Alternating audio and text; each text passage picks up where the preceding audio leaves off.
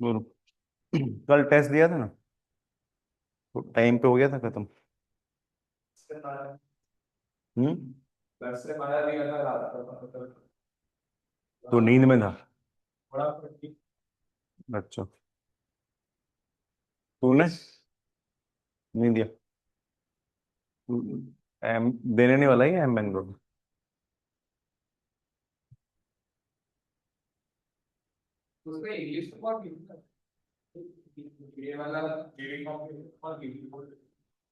अच्छा, ठीक है, अभी पता नहीं, मतलब ऐसे मिक्स नहीं रखा है इंग्लिश का, तो ये इजी, कोई किसी टेस्ट में इजी है, किसी में मुश्किल है ऐसे।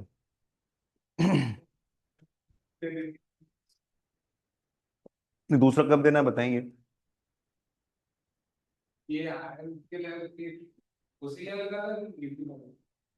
ये इजी था, मतलब सेकंड वाला इससे थोड़ा मुश्किल होगा, मैथ्स भी और बाकी भी। ठीक है, चलिए बताइए, लास्ट क्लास में हम लोग ने डीआई डिस्कस किया था, इसमें अगर किसी के डाउट्स हैं तो बोलो। डीआई में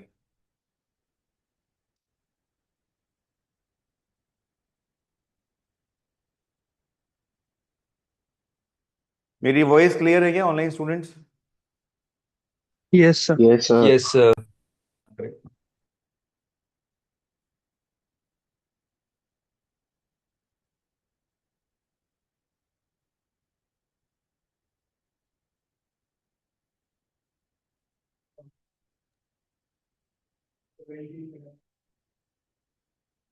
77।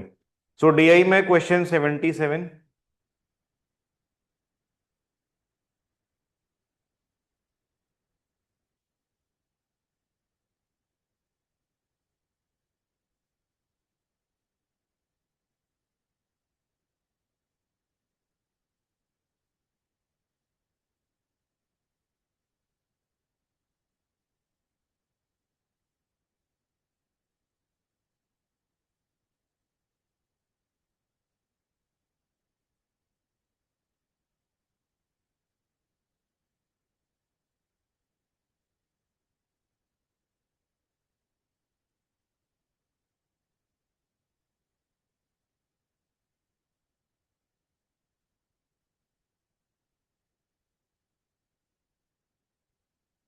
हाँ, the total cost of making 10 books is divided into different heads as shown in the pie chart below। ठीक है, सो क्वेश्चन 77 में क्या पूछा है? If the marketing cost increases by 20% and all other remaining cost remain the same. Marketing cost ये रही। ठीक है, then what is the percentage share of marketing cost after the increase of the total cost of writing the book?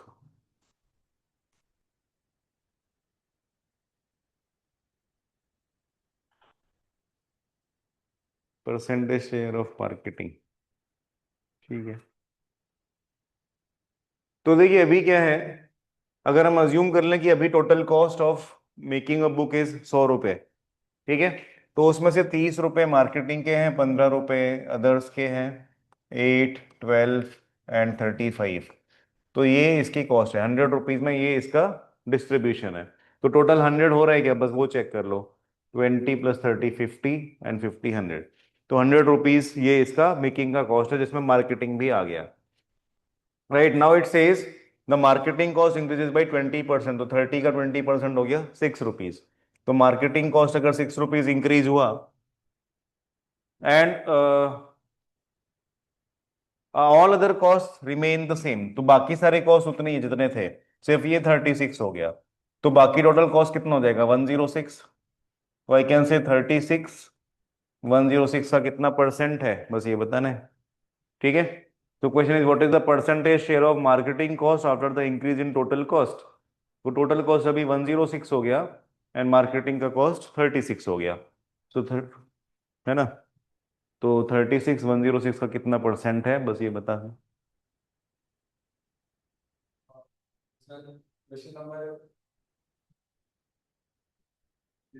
Hmm. One eight 80 question 80।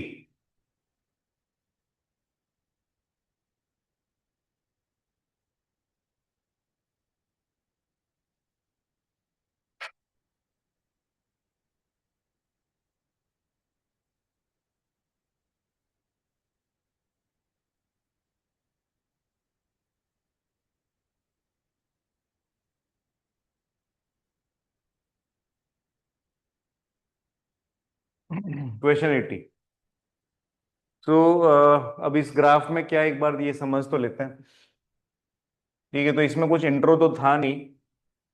तो ये 6 years में कोई company के sales का डेटा है, कॉस्ट का डेटा है, नंबर ऑफ वर्कर्स का डेटा है। ठीक है, तो sales, cost and number of workers. तो सेल्स वाली लाइन ये है, ऑनलाइन में शायद क्लियरली दिख नहीं रहा होगा। कॉस्ट की लाइन ये सेकंड वाली है, एंड वर्कर्स की लाइन ये थर्ड वाली है। ठीक है, इसमें ये गिवन है यहाँ पे लेजेंड्स, बट वो शायद ऑनलाइन में क्लियर दिख नहीं रहे हो। So question is, which year has the highest profit पर वर्कर। तो प्रॉफिट क्या होता है, सेल्स माइनस कॉस्ट, ये प्रॉफिट हो गया, राइट। तो which year has the highest profit पर वर्कर, तो आप डिफरेंट ईयर्स का प्रॉफिट तो कैलकुलेट कर ही सकते हैं। ये टू होगा, कौन से ईयर्स देखने हैं अपने को, 9, 10, 12 एंड 13। तो यहाँ पे 2 हो गया, 10 में 4 हो गया, 12 में 6 हो गया, एंड 13 में 4 हो गया। तो दीज आर द प्रॉफिट्स। ठीक है, अब ये थाउजेंड में है कि करोड़ में है वो भी नहीं पता है, तो ये क्वेश्चन में थोड़ा डेटा सा डालना पड़ेगा। तो 2, 4, 6 एंड 4 ये इनके प्रॉफिट्स हो गए। नाउ वी नीड प्रॉफिट पर शेयर। तो प्रॉफिट पर सॉरी, प्रॉफिट पर वर्कर, नॉट पर शेयर। तो 2/22, 4/24, तो ये 1/6 हो गया, ये 1/11 हो गया। तो अपने को चाहिए हाईएस्ट, तो 1/11 तो कम हो गया, 4/24 थोड़ा बड़ा है उससे, 6/28, ये 1/6 है, ये 1/6 से बड़ा हो गया, तो ये भी हट गया। ठीक है, ये 4/8, तो ये 1/8 है, तो ये भी हट गया, तो ये सबसे बड़ा हो गया।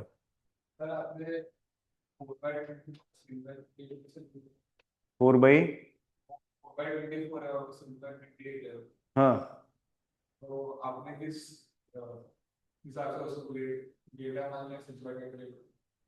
4/24 1/6 है, ये 1/6 तब होता जब नीचे 36 होता, तो ये बड़ा है अभी उससे, है ना। तो ये 1/6 से बड़ा है, और ये तो 1/8 है, और ये 1/11 था, तो सबसे बड़ा यही है। तो 2012 का आंसर आ जाएगा। ठीक है, इससे जल्दी तो नहीं हो पाएगा। तो तुमने कैसे किया।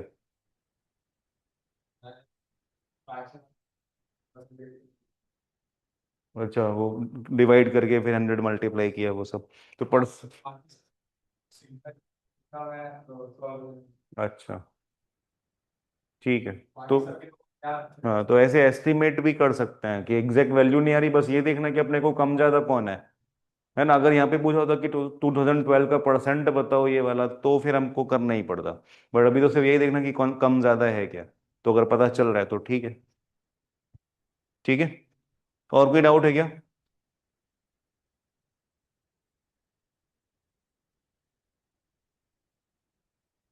नहीं, ओके। तो डीआई आप लोग को आइडिया तो आ गया है कि कैसे सॉल्व करते हैं। प्रैक्टिस के लिए आपके पास बुक में भी काफ़ी मटेरियल है, उसके अलावा ऑनलाइन टेस्ट पोर्टल पे भी काफ़ी सारे डीआई के सेट्स हैं। बाकी जितने भी टेस्ट आप दोगे, उन सभी में भी डीआई के सेट्स आएंगे, जो भी फुल लेंथ टेस्ट आप दोगे। ठीक है, तो डीआई का सफिशिएंट प्रैक्टिस हो जाएगा आप लोग का।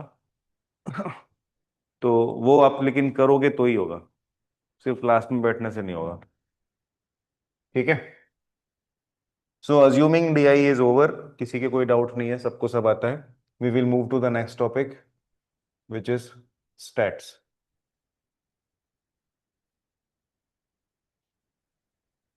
ठीक है, तो स्टैट्स अगेन बहुत इंपॉर्टेंट है।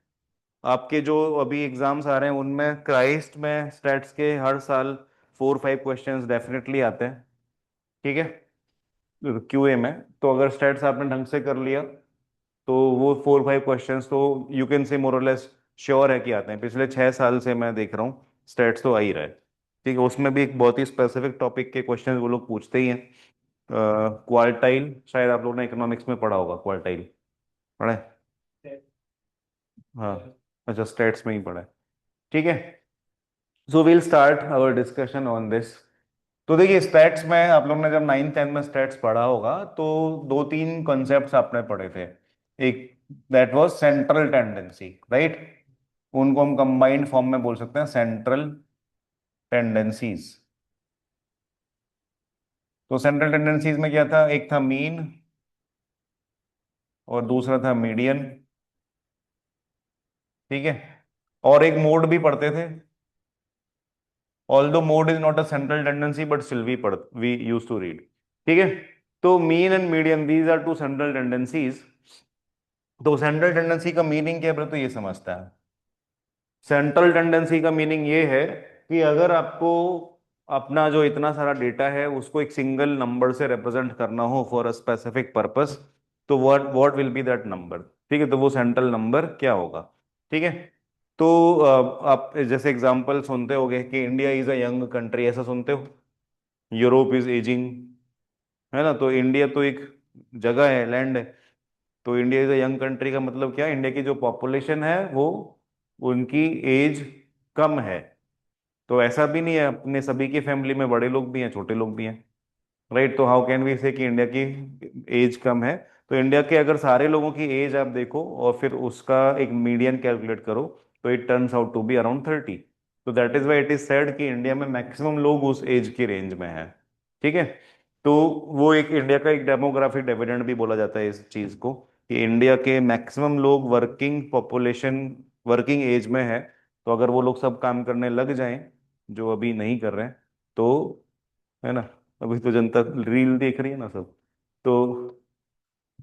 तो फिर इंडिया बहुत आगे बढ़ सकता है, एटलीस्ट इकोनॉमिकली। ठीक है, ऑन द अदर हैंड, जो यूरोपियन कंट्रीज हैं जैसे जर्मनी है, जापान है, उनकी एज, मीडियन एज बहुत ऊपर है, 65 के भी आगे है। तो वहाँ पे मैक्सिमम लोग अब 65+ एज के हैं। तो वो लोग सब रिटायर हो चुके हैं, उन्होंने अपने लाइफ टाइम को बहुत काम किया, अपने कंट्री के लिए कंट्रीब्यूट किया। Now it is the turn of the country to do something for them, कि उनकी रख रखाव करें, उनकी देखभाल करें, उनको ओल्ड एज में सपोर्ट दें। ठीक है, तो अब यहाँ पे, अब जब इतने सारे लोग हैं जिनका आपको देखभाल करनी है, and they are not contributing economically, तो अब उनको ऐसा समझा जाता है कि वो अब कंट्री के जो बाकी जो टैक्स पेयर्स हैं, जो एक्चुअल में टैक्स पे कर रहे हैं, उनके ऊपर अब वो एक बर्डन है ना? तो इसके लिए वहाँ की इकोनॉमी अब डाउन जा रही है, क्योंकि काफ़ी सारा उनका जो टैक्स पेयर का मनी है वो डेवलपमेंट में नहीं जाके इनके देख रेख में जा रहा है। ठीक है, so that is the age dividend that we have. तो ये जो है, ये सब डेटा हम स्टेट्स से ही पता लगाते हैं। ठीक है, तो इंडिया का एक इंस्टीट्यूट है, इंडियन स्टैटिस्टिकल इंस्टीट्यूट। तो जहाँ पे हम स्टैटिस्टिक्स सीखते भी हैं और वो स्टैटिस्टिक्स यूज करके काफी सारे इस टाइप के डेटा हमारे सामने लाते हैं, कि इंडिया में ये इतना है, ये इतना है। ठीक है, तो वो बहुत सारे टाइप के डेटा होते हैं। फाइन, तो हम लोग तो बहुत सिंपल चीजों पे ही फोकस कर रहे हैं। तो मीन कैसे कैलकुलेट करते हैं वो मैं ऐसा अज्यूम करता हूँ कि सबको आता होगा, वो मैं नहीं बता रहा। मीडियन, मीडियन में रिवाइज करा देता हूँ। तो अगर आपको कैलकुलेट करना हो मीडियन ऑफ दिस डेटा, 3, 5, 4, 6, 9, 8, 7, तो what will be the median?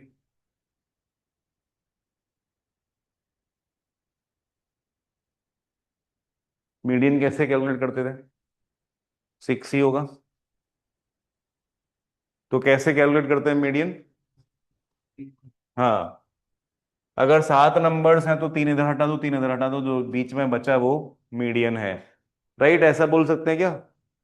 ऐसा बोल सकते हैं, बट उसके पहले एक स्टेप और होता है, that we have to arrange them in ascending order. तो 3, 4, 5, 6, 7, 8, 9 ऐसा आपको असेंडिंग ऑर्डर में लिखना पड़ेगा। And then you can remove the numbers from the side, जो बीच में बचेगा that will be the median. ठीक है, अगर हम यहाँ पे एक नंबर और लिख दें, तो now there will be 2 numbers जो मिडल में होंगे। ठीक है, so there will be 2 numbers which are in the middle, तो 6 एंड 7, ये 2 नंबर्स हैं। So that will be the median, 6 + 7/2। ठीक है, so that is the median now, 6 + 7/2। कोई डाउट है क्या? So that is 6.5। ठीक है, ओके। तो ये सेंट्रल टेंडेंसी तो ठीक है, मीन मीडियन ये सही है। फिर नेक्स्ट, जब आपने 11 में थोड़ा बहुत स्टैट्स पढ़ा होगा, तो वहां पे एक चीज आई होगी, मेजर्स ऑफ डिस्पर्सन, है ना, या मेजर्स ऑफ डेविएशन आप बोल सकते हैं। तो सेंट्रल टेंडेंसी गिव्स यू कि ये एक सिंगल नंबर है जो आपके डेटा को रिप्रेजेंट करता है, राइट। जैसे हम लोग वो बात कर रहे थे कि इंडिया का मीडियन एज 30 है, वैसा। बट सबकी एज तो 30 नहीं है, आप लोग की कम है, मेरी ज्यादा है 30 से। ठीक है, तो वी आर नॉट, इस रूम में जितने भी लोग हैं कोई भी 30 के एज के नहीं है। फाइन। तो हमारा जो भी सेंट्रल टेंडेंसी का नंबर आता है, मीन है या मीडियन है, there are some data point जो उस नंबर से अलग है, डिफरेंट है।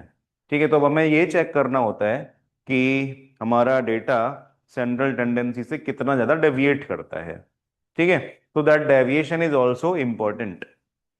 ठीक है, एग्जाम्पल के लिए आप समझ लो, आप लोग आईपीएल की कोई टीम के ओनर हो और अभी ऑक्शन में बैठने वाले हो, है ना।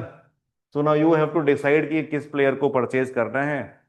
बाकी आपने स्टार प्लेयर्स तो ले लिए, अब आपको थोड़े वैसे प्लेयर्स चाहिए जो कम बजट में आते हैं and they can play also, right. तो अभी दो प्लेयर्स हैं आपके सामने, दो प्लेयर्स का प्रोफाइल आया। नाउ फर्स्ट प्लेयर, दोनों समझ लो बैटर्स ही है। तो इसके प्रीवियस 6 इनिंग्स के स्कोर्स ऐसे हैं: 0, 10, 115, 75, 0, ठीक है, एंड 10। क्लियर है? ये प्रीवियस 6 इनिंग्स के स्कोर्स हैं इसके। ठीक है।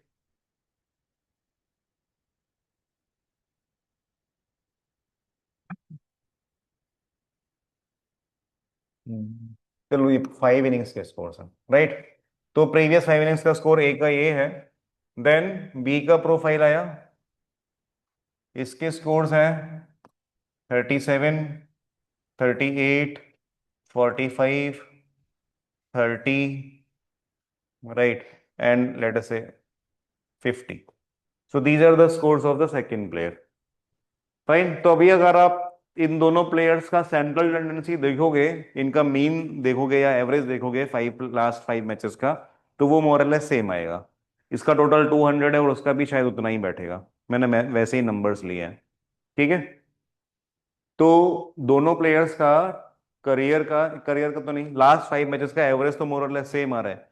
तो average will not give you an idea कि कौन सा प्लेयर बेटर है। समझ रहा है ना, दोनों का एवरेज ऑलमोस्ट 40 आएगा। क्लियर है? बट स्टिल आपको डेटा देख के ही समझ में आ रहा है कि कौन सा प्लेयर लेना चाहिए, बताओ। बी, इसने तो सेंचुरी मारी थी,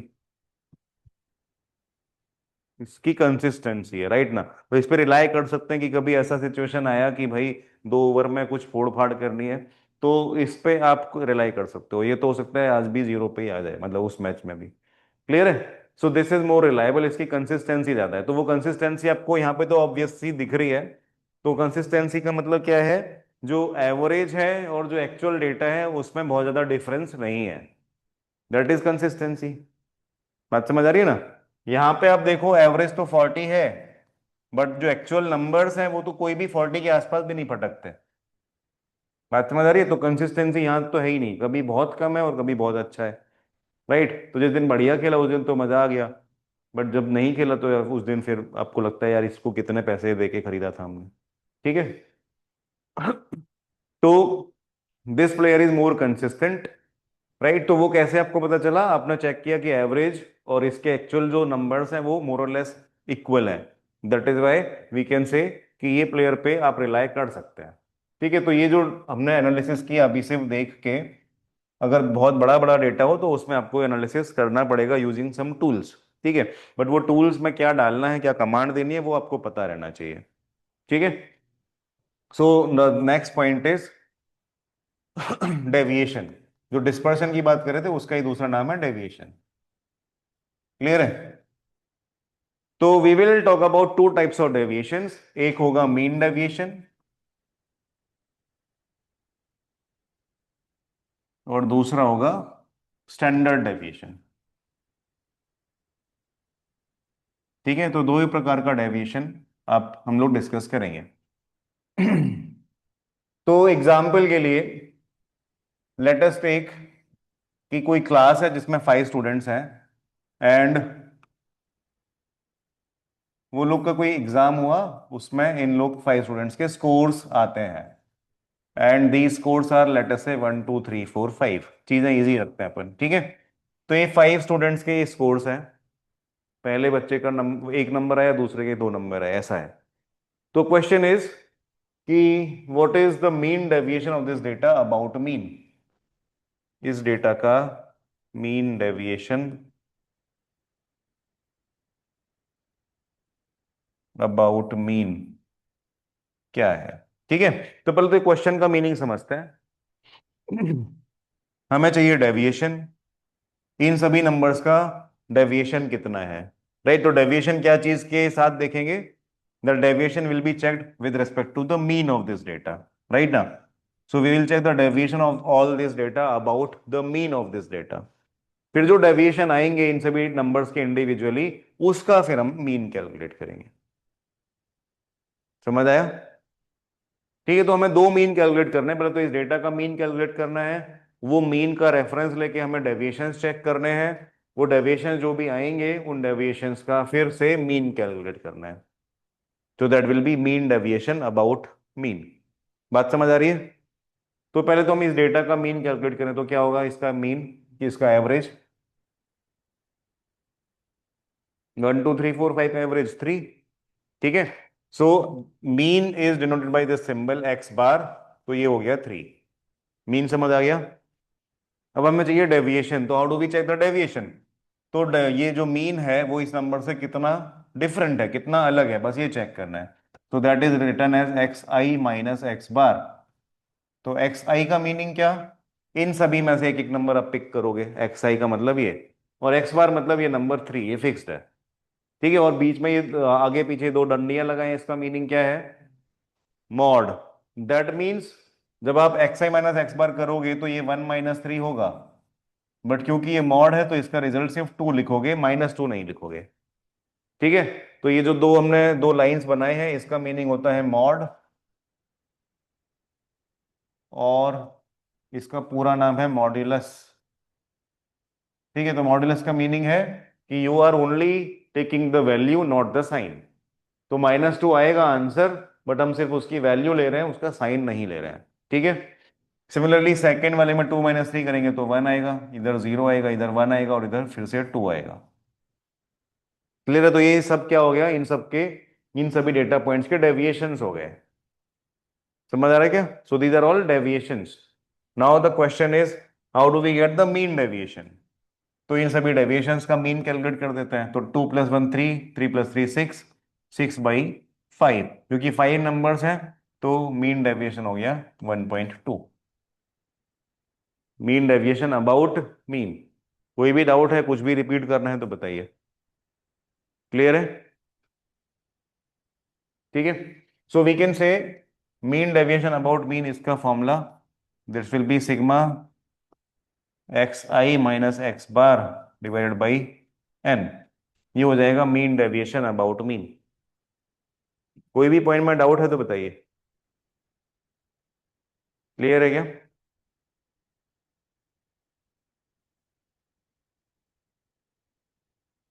ठीक है। अब इसमें देखिए, यहाँ पे ऐसा स्पेसिफाई किया था कि we want mean deviation about mean, तो ऐसा भी स्पेसिफाई किया जा सकता है कि it is let us calculate mean deviation about median, right. तो ऐसा भी क्वेश्चन हो सकता है, mean deviation about median, right. तो let us take another example. एक क्लास में वापस से एग्जाम हुआ, फिर से यही मार्क्स आए 1 2 3 4 5, बट इस बार नंबर ऑफ स्टूडेंट्स बहुत ज्यादा है क्लास में, ठीक है। तो 1 मार्क आए 10 स्टूडेंट्स के, 2 मार्क्स आए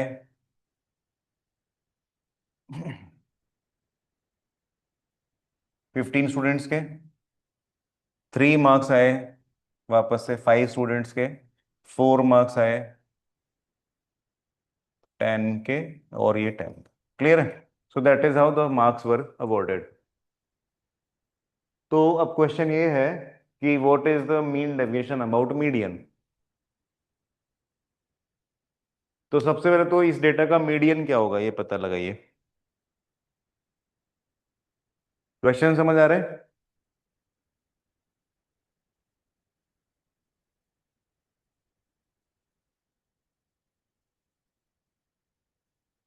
हाँ, मीडियन कैसे पता लगाएंगे?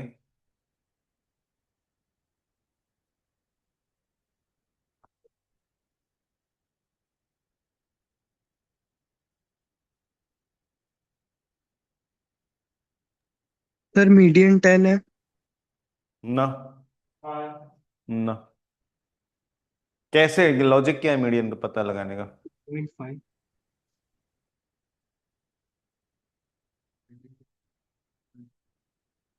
पर 50 है ना टोटल। सर 2.5।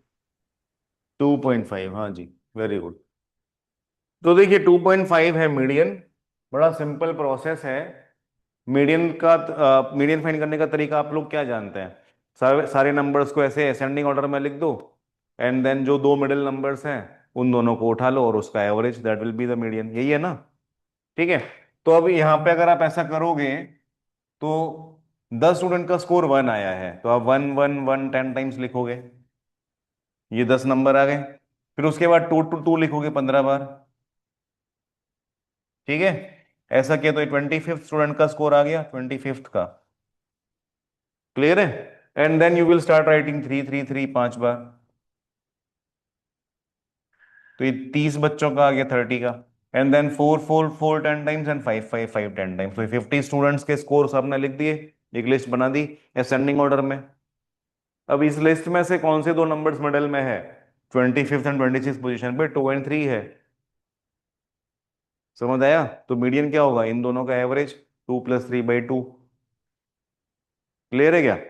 तो बस वही है, बस यहाँ पे क्योंकि एक नंबर इतनी बार लिखना था तो इसको लिए हमने टेबल में डाल दिया है, बट एक्चुअल में डेटा तो वैसा ही है। Getting this point? तो इसका मीडियन क्या होगा? Median will be 2.5। क्लियर है क्या? किसी का भी डाउट है मीडियन कैसे पता चला? तो question is mean deviation about median. तो अब सबसे पहले आपको क्या करना है, मीडियन पता चल गया तो अब डेविएशन कैलकुलेट करेंगे। तो deviation will B x i minus x dash. Median के लिए हम एक्स डैश यूज कर लेते हैं। तो 1 - 2.5 इज 1.5, 2 - 2.5 इज 0.5, ये भी 0.5, ये 1.5 और ये 2.5। बोलिए यहां तक कोई डाउट है क्या? ठीक है, तो दीज आर ऑल डेविएशंस। तो आपको चाहिए मीन डेविएशन, तो कैन वी सिंपली से कि ये डेविएशन को ऐड करके डिवाइड कर दो। ये डेविएशन तो एक स्कोर का है, एक नंबर का है, और ऐसे 10 थे तो 10 का 10 में डेविएशन आएगा ना 1.5। बात समझ आ रही है? तो नेट डेविएशन कितना होगा? तो net deviation will B FI × XI - X बार। तो दिस 1.5 इंटू 10 तो 15, 0.5 इंटू 15 तो 7.5, right? 5 into 0.5 is 2.5, 10 into 1.5 is 15, and 10 into 2.5 is 25। Clear है? Now you can add this. इसको ऐड करके फिर आप 50 से डिवाइड कर दोगे तो आंसर आ जाएगा।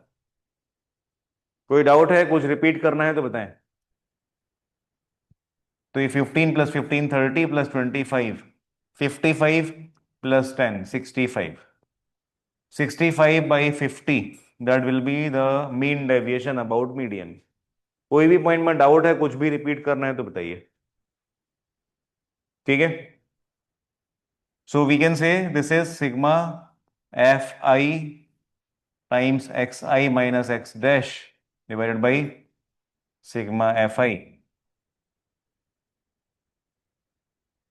क्लियर है? तो ये इसका फॉर्मूला हो गया, अगर ऐसा फ्रीक्वेंसी डिस्ट्रीब्यूशन गिवन है तो ये फॉर्मूला ऐसा कुछ रिक्वायर्ड नहीं। अगर आप समझ जाते हो कि डेटा कैसे फैला के लिखना है तो फिर बहुत इजीली आप कर पाओगे, है ना? यहां तक कोई भी डाउट है क्या? So we have discussed mean deviation, about mean and about median, दोनों तरीके से। क्लियर है? फिर नेक्स्ट पॉइंट आता है स्टैंडर्ड डेविएशन।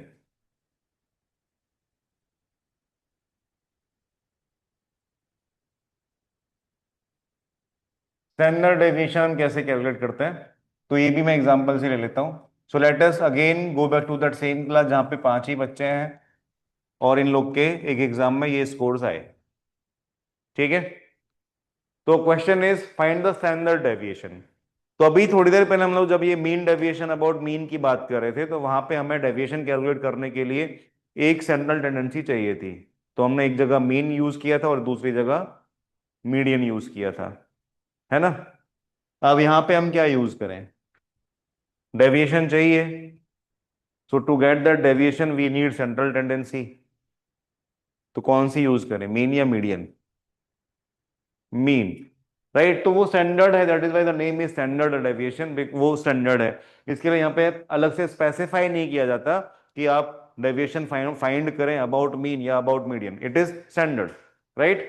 तो whenever the question is about standard deviation, आपको पहला चीज क्या करना है, मीन ही कैलकुलेट करना है। तो यहाँ पे मीन तो आपको पता ही है, x bar is 3।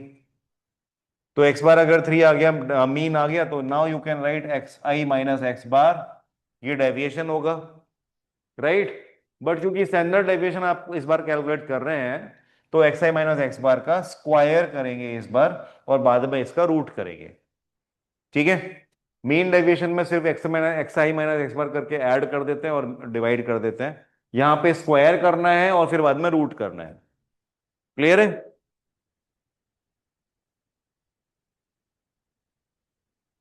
So x i minus x bar ये होगा 1 - 3 का स्क्वायर दैट इज 4, 2 - 3 का स्क्वायर दैट इज 1, ये 0, ये 1 और ये फिर से 4। ठीक है क्या? ये हो गया x i minus x bar का होल स्क्वायर। तो आपको जो प्रोसेस फॉलो करनी है स्टैंडर्ड डेविएशन में, वो है process square, mean and root. Clear है? पहले स्क्वायर किया आपने, वो डेविएशन का ये हो गया। फिर अब इसका मीन कैलकुलेट करेंगे। तो मीन कैसे कैलकुलेट करेंगे, इन सबको ऐड करेंगे और देन डिवाइड विद 5। ठीक है, तो दैट विल बी मीन। और फिर जो भी मीन आएगा उसका रूट करेंगे। तो ये एस एम आर आपको ध्यान रखना है। सो दैट इज ये स्क्वायर, ये मीन और ये रूट। ठीक है, ध्यान रहेगा। तो x i minus x bar whole square ये आ गया। So now we need to find the mean of this data and then take the square root. So now we can say sigma x i minus x bar whole square, ये क्या होगा, इन सभी का summation which is 10। इसको अगर हम divide कर दें 5 से, जो कि नंबर ऑफ नंबर्स हैं, so that will be sigma x i minus x bar whole square divide by n, that will be 10/5 which is 2। तो ये जो रिजल्ट आया है दिस इज कॉल्ड वेरिएंस। ठीक है, VAR का मतलब क्या होता है, वेरिएंस। अब इसका अगर आप रूट कर दो, तो ये तो आपने मीन लिया, इसका अगर हम रूट कर दें तो दैट बिकम्स स्टैंडर्ड डेविएशन। तो standard deviation is square root of variance, that will be root 2, right? This is also denoted by this letter sigma। ये सिंबल क्या है, सिग्मा। ठीक है, so this sigma is used to denote standard deviation. तो standard deviation is square root of variance, ये आपको ध्यान रखना है। क्लियर है बात? कोई भी डाउट है, कुछ भी रिपीट करना है तो बताइए। तो I can say standard deviation is square root of sigma x i minus x bar whole square divided by n, ये स्टैंडर्ड डेविएशन होता है। हाँ, हाँ, दोनों साइन सिग्मा ने नोट कर दो। ठीक है, तो ये वाला जो साइन है वो समेशन के लिए यूज होता है। तो that this is sigma for summation and this is sigma for standard deviation. कोई डाउट है क्या यहां तक? ओके। तो अगर मैं आपको बोलता हूं कि इफ नहीं, अगर मैं आपको बोलता हूं the mean of a data set is 7. If all the numbers are increased by 3, what will be the new mean?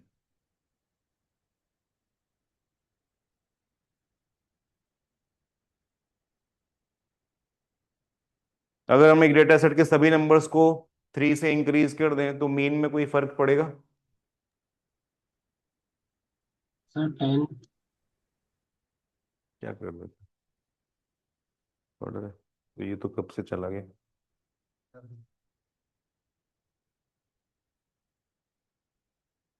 क्या बोल रहे हैं? 10 सर। 10। तो मीन में कोई फर्क पड़ेगा? वही सवाल है। मीन विल इंक्रीज या mean will remain the same? Increase होगा। So if all the numbers are increased by 3, the mean will also increase by 3, so the new mean will be 10. ठीक है, यहां तक कोई डाउट है क्या? If all the numbers are multiplied by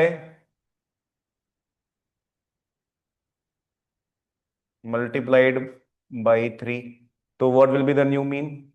multiplication से फर्क पड़ेगा? नहीं पड़ेगा। सो the new mean will be 21। ठीक है, सो मल्टीप्लीकेशन से भी फर्क पड़ेगा and the new mean will be 3 times 7, that is 21। ठीक है, अब अगर मैं आपको बोलता हूं, यही क्वेश्चन मैं एडिट कर देता हूं।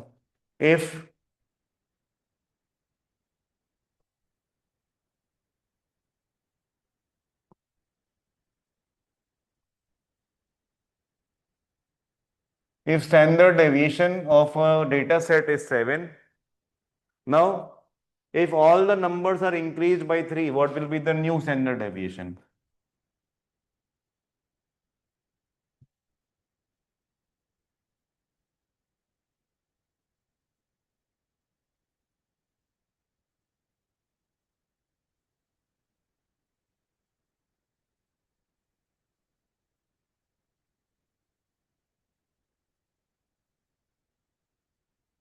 समझ आया क्या क्वेश्चन? इसमें कोई फर्क नहीं पड़ेगा? सर सेम ही रहेगा। सर सेम सेम रहेगा। है।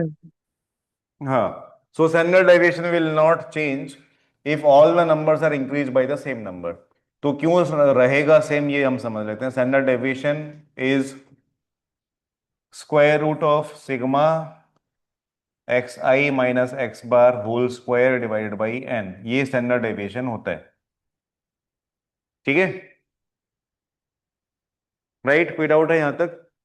अब क्वेश्चन में हमने क्या बोला, all the numbers are increase by 3, तो जितने भी नंबर्स थे उनको सबको हमने 3 से इंक्रीज कर दिया। And if all the numbers are increase by 3, the mean also increases by 3, वो अभी अभी आप लोगों ने बोला था ना, तो हमने उसको भी बढ़ा दिया।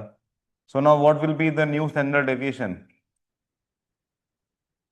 नंबर्स भी 3 से इंक्रीज हो गए, मीन भी 3 से इंक्रीज हो गया, तो दोनों में जो इंक्रीमेंट है वो तो कैंसिल हो गया। So the new standard deviation is same as the old. समझ आया?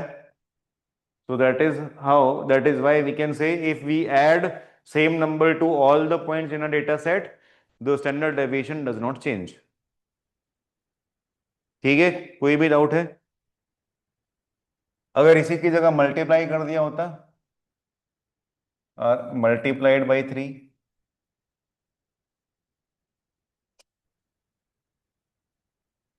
Then what will be the new S D? तो भी सेम रहेगा, मल्टीप्लीकेशन से भी कोई फर्क नहीं पड़ेगा।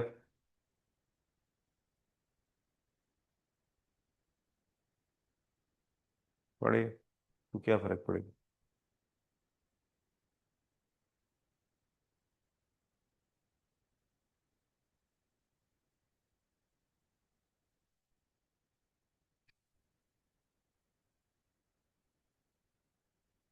हाँ भाई, सो मल्टीप्लीकेशन से फर्क पड़ना चाहिए क्या? यस मल्टीप्लीकेशन से, हाँ, तो क्या? सर 3 मल्टीप्लाई हो जाएगा अंदर हाँ, सिग्मा। ठीक है। तो अगर आप मल्टीप्लाई करते हैं सभी नंबर्स में 3, तो ये जो एक्स आई था वो 3xi हो गया, right? So this becomes now 3xi, and ये जो एक्स बार था वो 3x बार हो गया, वो तो अभी अभी आप लोग ने बताया था। ठीक है, तो इसका स्क्वायर डिवाइडेड बाई एन। अब यहां से आप 3 कॉमन ले सकते हैं, सो दिस बिकम्स 3 का स्क्वायर कॉमन, और जो स्क्वायर रूट के बाहर आएगा तो 3 हो जाएगा। So this becomes 3 times sigma, फिर से x i minus x bar whole square divided by n. तो ये ओल्ड सिग्मा हो गया, राइट? तो new sigma is 3 times old sigma. समझ आ रहा है क्या? ठीक है। So point is, if all the numbers are, if all the numbers are increased by the same number, deviation remains same। ठीक है, डेविएशन रिमेन्स सेम।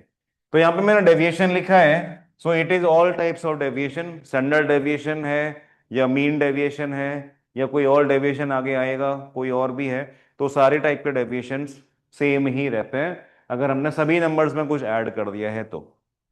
बात समझ आ रही है? Second point, if all the numbers are multiplied by the same number, deviations is also multiplied by the same number, right? तो अगर हमने सभी नंबर्स को मल्टीप्लाई कर दिया तो डेविएशन भी मल्टीप्लाई हो जाएगा। तो डेविएशन अगेन, हर प्रकार का डेविएशन, स्टैंडर्ड डेविएशन है, या मीन डेविएशन है, या क्वार्टाइल डेविएशन है, या कोई और डेविएशन जिसका नाम आपने सुना है ना, सभी के लिए ये सेम रूल होगा। कोई डाउट है क्या? ये दो चीजें आपको ध्यान रखनी है। क्लियर? ओके। तो देखिए, स्टैंडर्ड डेविएशन के बारे में एक चीज और मैं बता देता हूँ। स्टैंडर्ड डेविएशन का फॉर्मूला जो अभी अभी हमने लिखा वो ये था, sigma x i minus x bar whole square divided by n. ठीक है, इस फॉर्मूले को एक्सपेंड करके और थोड़ा बहुत मॉडिफाई करके हम इसको ऐसा भी लिख सकते हैं, standard deviation will be root of sigma x i square by n minus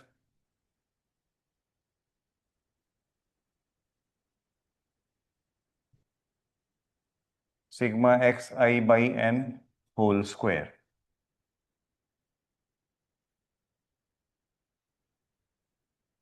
ठीक है, तो इसको ध्यान रखने का तरीका ये है, स्टैंडर्ड डेविएशन विल बी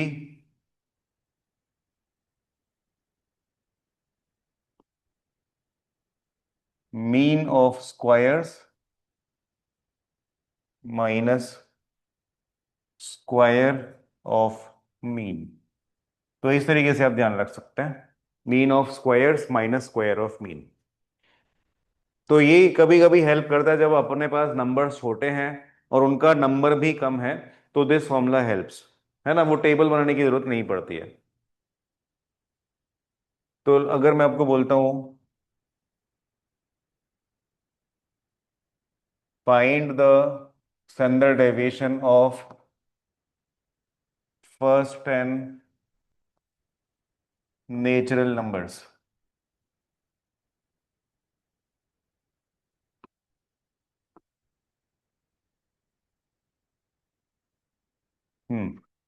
तो क्या करेंगे आप? अब ये फर्स्ट 10 नेचुरल नंबर्स हैं 1 to 10, वो टेबल बनाएंगे तो 10 नंबर्स की टेबल बनेगी, राइट? फिर उसमें बहुत सारे डिफरेंसेस लेने पड़ेंगे, स्क्वायर्स करने पड़ेंगे, फिर ऐड करना पड़ेगा, राइट? तो you can imagine without even writing कि उसमें काफी राइटिंग वर्क होगा। क्लियर है? तो in such cases you can use this, जो नॉन टेबल वाला फॉर्मूला मैंने अभी बताया है। ठीक है, तो ट्राई करिए।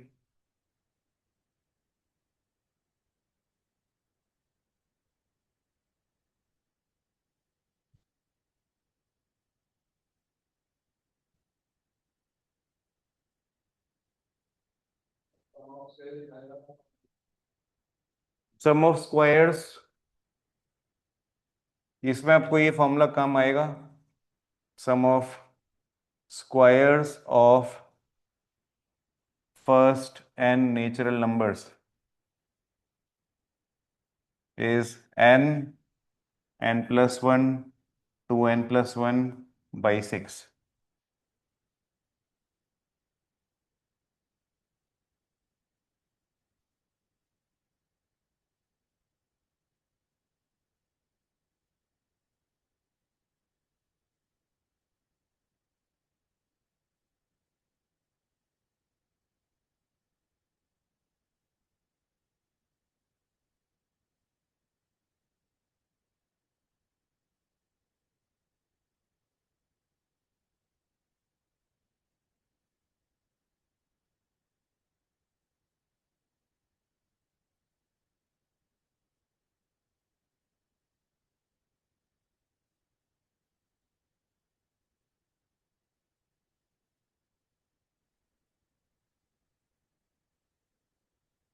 सर √330।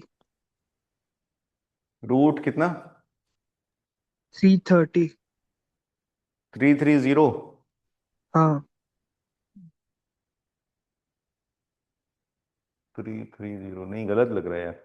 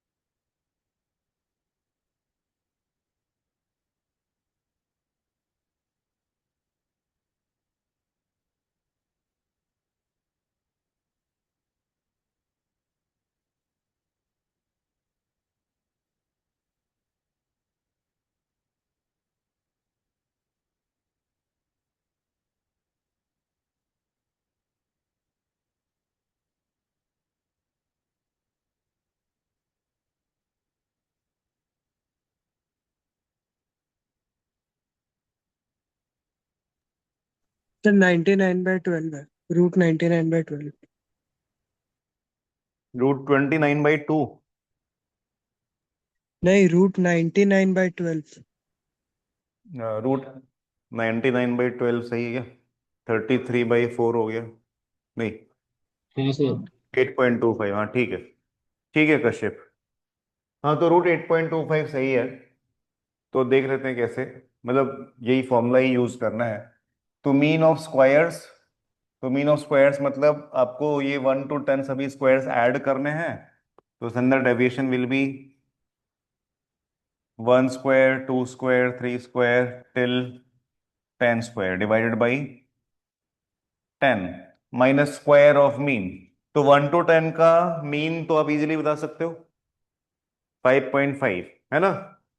1 to 10 जितने भी नंबर्स हैं इनका मीन कैलकुलेट करने का क्या तरीका है? 1 2 3 टिल 10 इन सबको ऐड करके 10 से डिवाइड कर दो, या तो ये कर लो या फिर 1+10/2 कर दो। ठीक है, क्योंकि ये एपी है तो 1+10/2 ये भी वर्क करेगा। सो दैट विल बी 5.5 का स्क्वायर। ठीक है, तो ये छोटी छोटी चीजें आपको काफी हेल्प करती हैं टाइम सेव करने में। अब ये जो स्क्वायर वाला सीरीज है इसको ऐड करने का फॉर्मूला ये मैंने लिखा है इधर येलो कलर में। सो दिस विल बी 10 × 11 × 21/6, और ये एक और 10 है, माइनस ये 5.5 का स्क्वायर हो गया 30.25। ठीक है, तो ये 10 से ये 10 कैंसिल, 3 से ये 2 टाइम्स, ये 7 टाइम्स, और 2 से, अच्छा 2 से कैंसिल नहीं होगा। तो 77/2 इज 38.5, और ये है 30.25। इसका दोनों का डिफरेंस का स्क्वायर रूट दैट इज 8.25। ठीक है, तो ये स्टैंडर्ड डेविएशन हो गया। कोई भी डाउट है, रिपीट करना है कुछ? अगर आप ये टेबल बना के करते तो भी आंसर यही आता, बट उसमें बहुत ज्यादा राइटिंग वर्क होता आपका। ठीक है, तो इसके लिए ये फॉर्मूला भी बहुत बार हेल्प करता है, mean of squares minus square of mean और उसका स्क्वायर रूट। ठीक है, अब अगर इसी क्वेश्चन में मैं आपको ऐसा पूछ लूं, find the standard deviation of numbers from 56 to 65।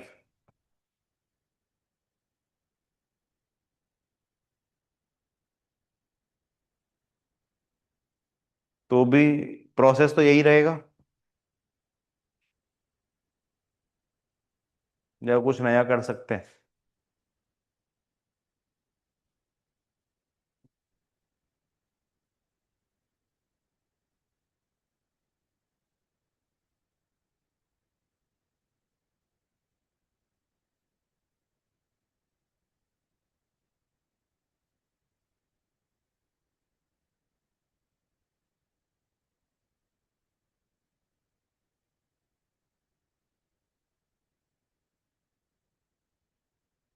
देखिए, इसमें कुछ नहीं करना था। आंसर वही सेम है, 8.25। और क्यों सेम है? क्योंकि अगर 1 to 10 का स्टैंडर्ड डेविएशन 8.25 है, तो उन सभी नंबर्स में 55 ऐड कर दो तो ये नंबर्स आ गए। चमका। और अभी थोड़ी देर पहले हम लोग बात कर रहे थे कि अगर आप एक डेटा सेट के सभी नंबर्स में कोई एक सेम नंबर ऐड कर देते हो तो what happens to the standard deviation. और हमने सबने एग्री किया था कि standard deviation does not change. याद है क्या? ठीक है। तो standard deviation will not change if we add 55 to first 10 natural numbers, we will get these natural numbers, right? तो उनका स्टैंडर्ड डेविएशन अगर 8.25 था स्क्वायर रूट, तो इनका भी वही सेम रहेगा। क्लियर है? कोई भी डाउट है, रिपीट करना है, कुछ बताइए। ठीक है।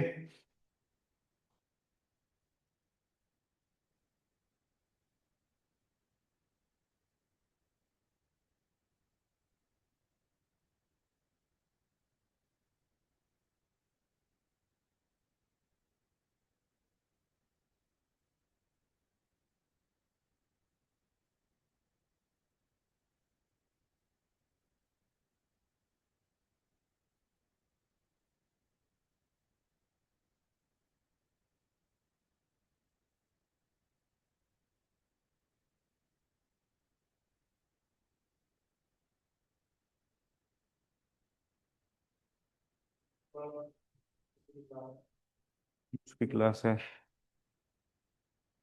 कहाँ पे?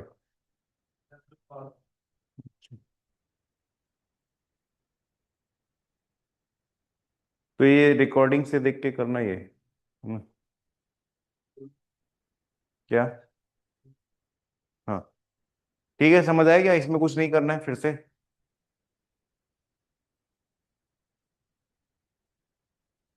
So if x1 x2 xn इन सब का वेरिएंस p है, तो इन सब का स्टैंडर्ड डेविएशन रूट p होगा, है ना? अब हम यहाँ पे क्या कर रहे हैं, इन सभी नंबर्स को पहले 2 से मल्टीप्लाई कर रहे हैं, एंड फिर मल्टीप्लाई करने के बाद जो भी रिजल्ट आएगा उसमें 3 ऐड कर रहे हैं। तो जब हमने 2 से मल्टीप्लाई किया सभी नंबर्स को, तो what happens to the standard deviation? It becomes double. तो 2√p हो गया।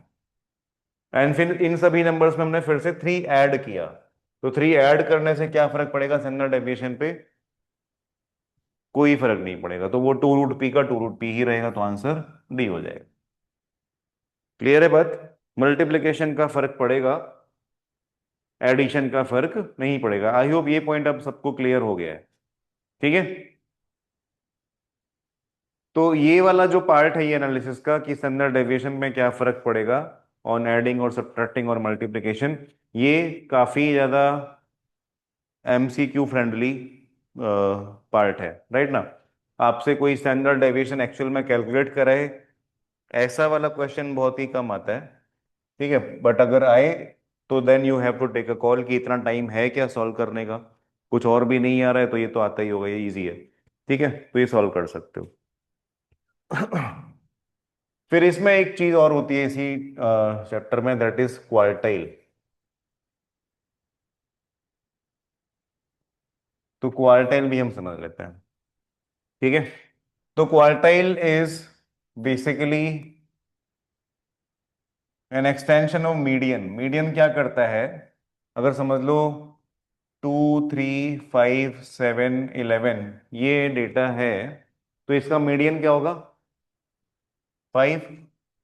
तो मीडियन ने क्या किया, ये पूरे डेटा सेट को दो पार्ट्स में स्प्लिट कर दिया इक्वली, दो नंबर्स इस तरफ हो गए और दो नंबर्स उस तरफ हो गए, है ना।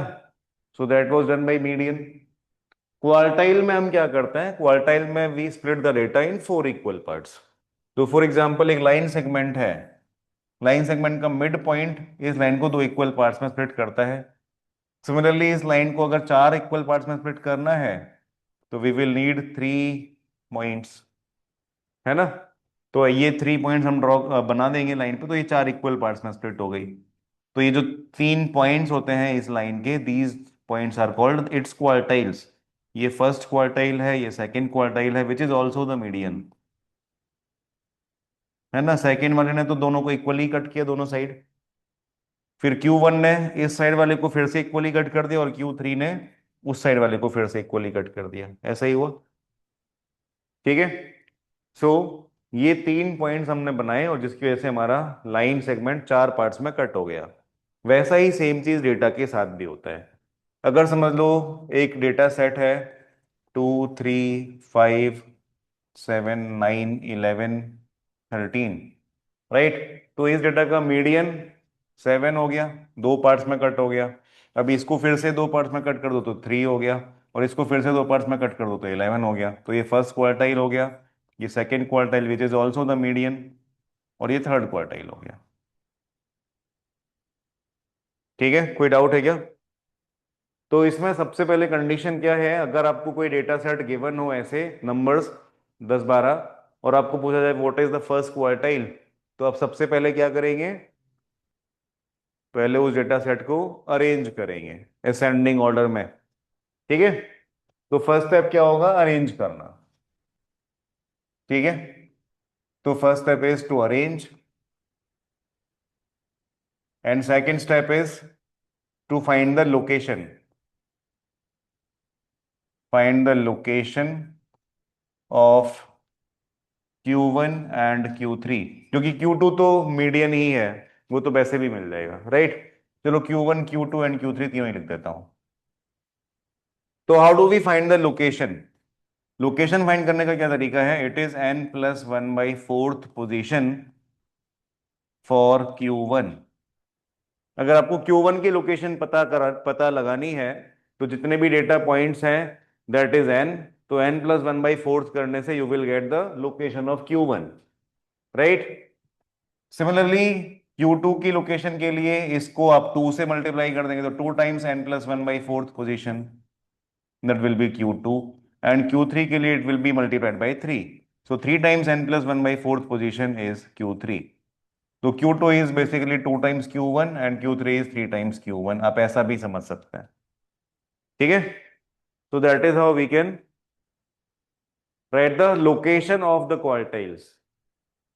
तो ये सिर्फ लोकेशन आएगा, उसके बाद एग्जैक्ट वैल्यू क्या आएगी वो हम समझेंगे। तो let us take some random data set 3, 5, 6, 7, 11, 15, 20, ठीक है। तो ये एक डेटा सेट है। अब आपको पूछा गया find Q1, Q2 and Q3, तीनों ही बताओ। तो ये बताने के पहले सबसे पहले हम पता लगाएंगे लोकेशन ऑफ Q1, कि Q1 मेरा है कहाँ। अरेंज तो ये है ही ऑलरेडी, है ना। तो where is Q1, Q1 is eight n+1/4, इस पोजीशन पे है। So what is n here, 7, 7+1/4 mean second position पे है हमारा Q1।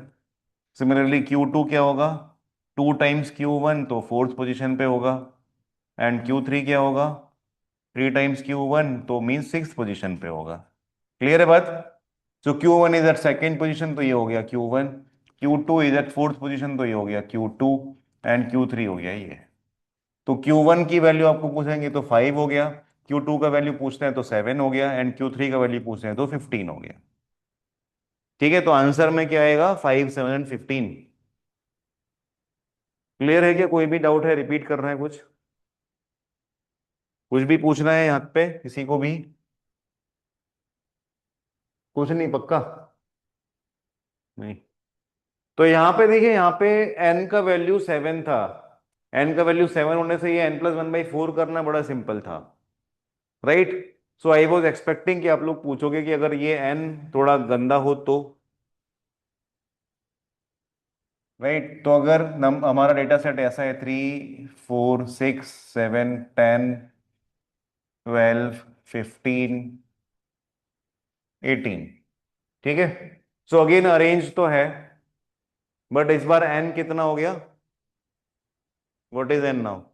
8। एन अगर 8 है, so what is the location? आपको चाहिए लोकेशन कौन सी? Q1 की। So location of Q1 will be n+1/4 position. तो n इज 8, 8 + 1/4 किया तो ये आएगा 2.25 पोजीशन। क्लियर है? Q2 की पोजीशन क्या आएगी? 2 times Q1, that will B 4.5 position. And Q3 क्या होगा? 3 times Q1, that will B 6.75 position. Right. तो ये आएंगे पोजीशंस। सो सेकंड पोजीशन आता तो समझ में आता, फोर्थ पोजीशन आता तो समझ में आता। अब ये 0.25 का हम क्या करें?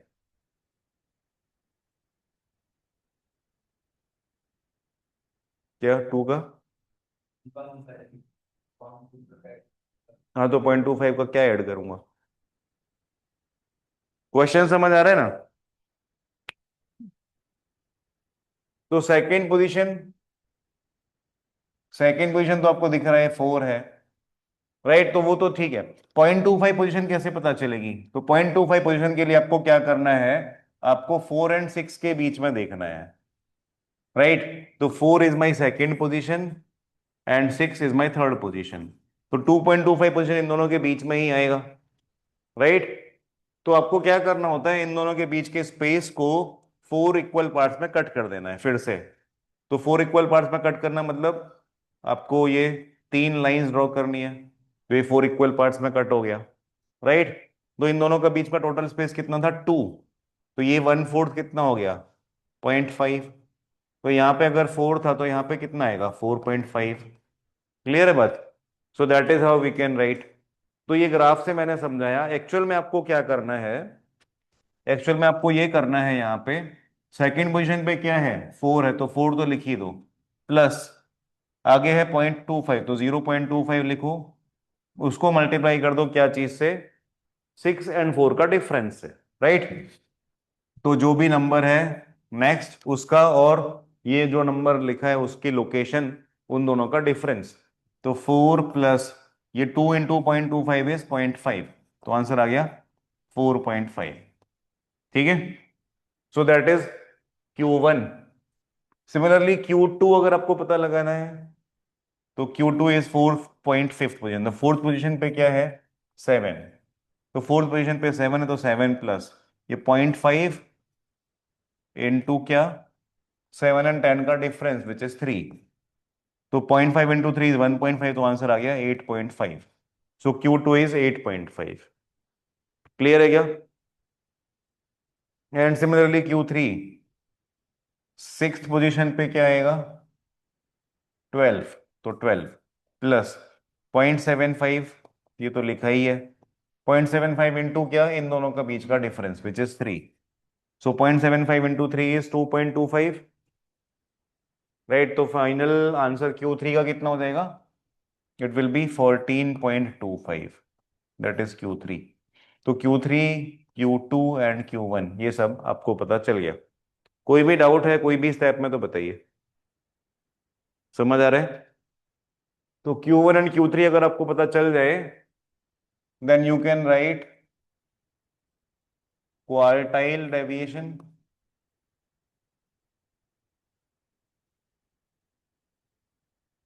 सो क्वार्टाइल डेविएशन क्या होगा? It will be Q3 minus Q1/2। ये होगा क्वार्टाइल डेविएशन। ठीक है क्या? यहां तक किसी का कुछ भी डाउट है तो बताइए। सर एक बार Q1 का वापस बताओ। Q1 कैसे फाइंड किया? तो ये Q1 का लोकेशन 2.25 आया, ये तो क्लियर था क्या? 8 + 1/4 इतना ही करना था इसमें तो। ठीक है। अब ये 2.25 का मतलब सेकंड पोजीशन है, और उसके बाद आगे 0.25 पोजीशन पे और जाना है। तो हमारे डेटा सेट में सेकंड पोजीशन पे क्या है? 4 है, ठीक है, तो सेकंड पोजीशन इज 4, तो 4 लिख दिया हमने, 2 के करस्पॉन्डिंग 4 आता है तो 4 लिख दिया, प्लस 0.25 जो ये डेसिमल वाला पार्ट है, प्लस 0.25 इंटू क्या, जो 4 के आगे का नंबर है उसके साथ इसका डिफरेंस, तो 4 के आगे 6 है, 6 एंड 4 का डिफरेंस विच इज 2, तो 2 इंटू 0.25 इज 0.5, तो ये आ गया 4.5। सिमिलरली यहाँ पे आया था 4.5 पोजीशन, तो 4.5 पोजीशन में फोर्थ पोजीशन पे है 7, तो 7 लिखा, उसके बाद प्लस 0.5 क्योंकि यहाँ पे 0.5 था, इनटू 7 एंड 3, 10 का डिफरेंस विच इज 3, तो 0.7 एंड 10 का डिफरेंस लिख दिया तो हो गया 1.5, तो 7 प्लस 1.5 इज 8.5। क्लियर है क्या अब? हाँ ठीक है।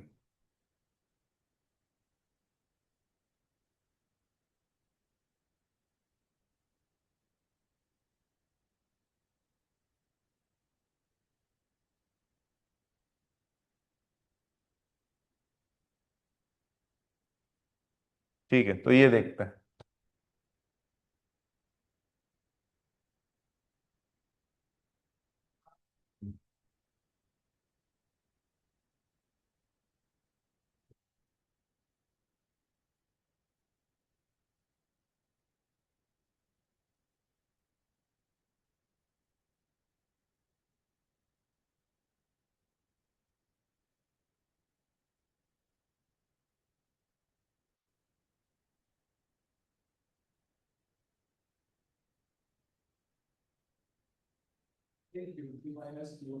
वन बाई टू,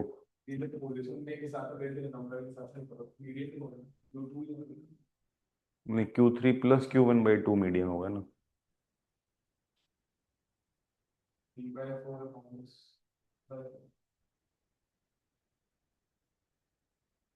3/4 माइनस, हम्म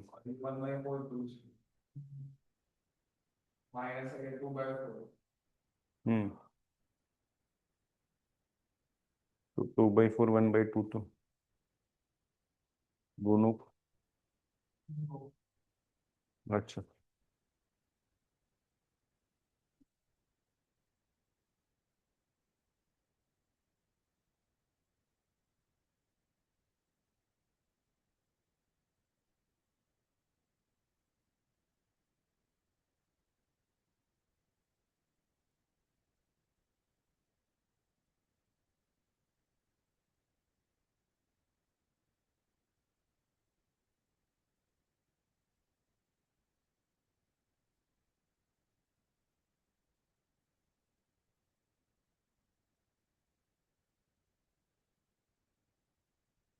हाँ भी समझ आ रही है क्या?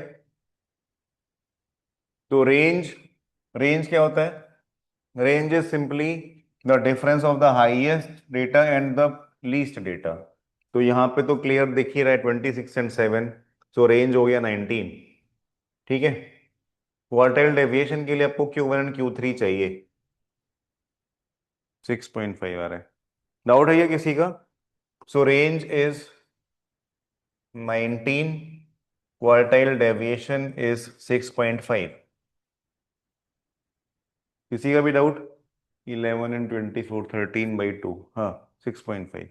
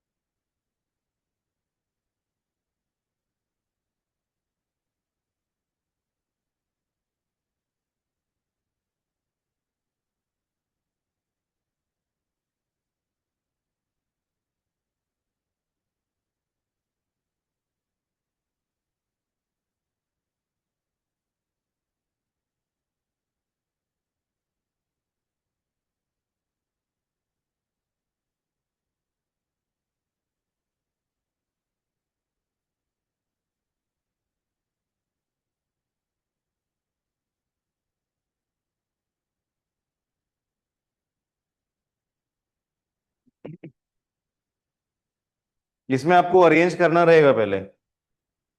अभी तो सब अरेंज्ड मिल रहा था।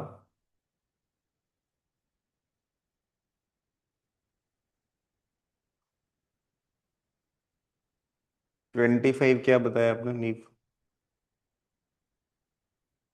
Sir quarter deviation. I think नहीं है।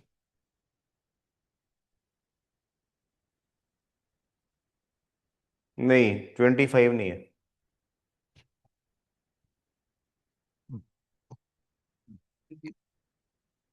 हम्म।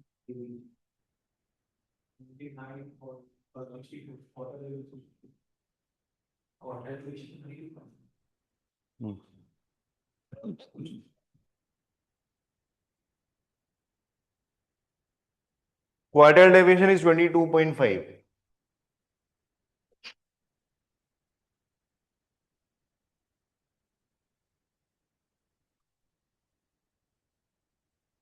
तो देखिए, इसको सबसे पहले आप अरेंज करेंगे। तो 9 आई थिंक सबसे छोटा नंबर है, देन 13, देन 19, फिर 21, 23, 25। 25 के बाद क्या आता है? 42। 42 है ना? 42, 56, 64, 71 एंड 85। तो 11 आइटम्स ऐसा लिखा है, तो 3, 6, 9 एंड 11। तो 11 हो गया। तो ना सबसे पहले तो range, let us gate range out of question. 76 होगा रेंज, 85 एंड 9 का डिफरेंस। ठीक है, तो रेंज तो 76 आ गया। अब हमें चाहिए क्वार्टाइल डेविएशन। तो क्वार्टाइल डेविएशन के लिए हमें Q1 चाहिए। तो Q1 की लोकेशन क्या होगी? 11 + 1/4, that is third number. Q3 क्या होगा? 3 × Q1, that is ninth number. तो थर्ड नंबर इज 19, तो ये Q1 हो गया। नाइन्थ नंबर इज 64, तो ये Q3 हो गया। तो क्वार्टाइल डेविएशन क्या होगा? Q3 - Q1/2। सो 64 - 19/2।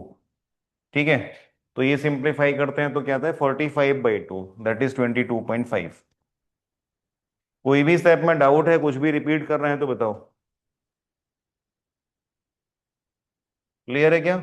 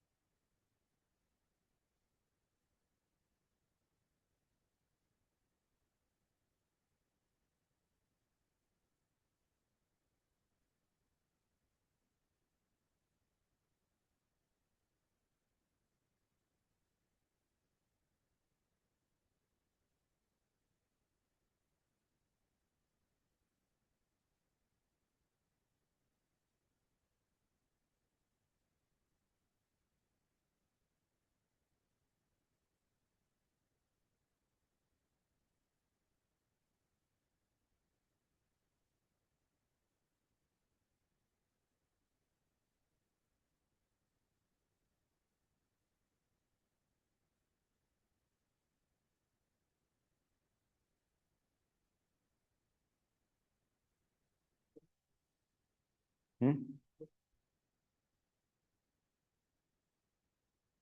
4। हम्म। ठीक है। अच्छा, तू था ना परसों, तो फिर इतना टाइम क्या लगा रहे?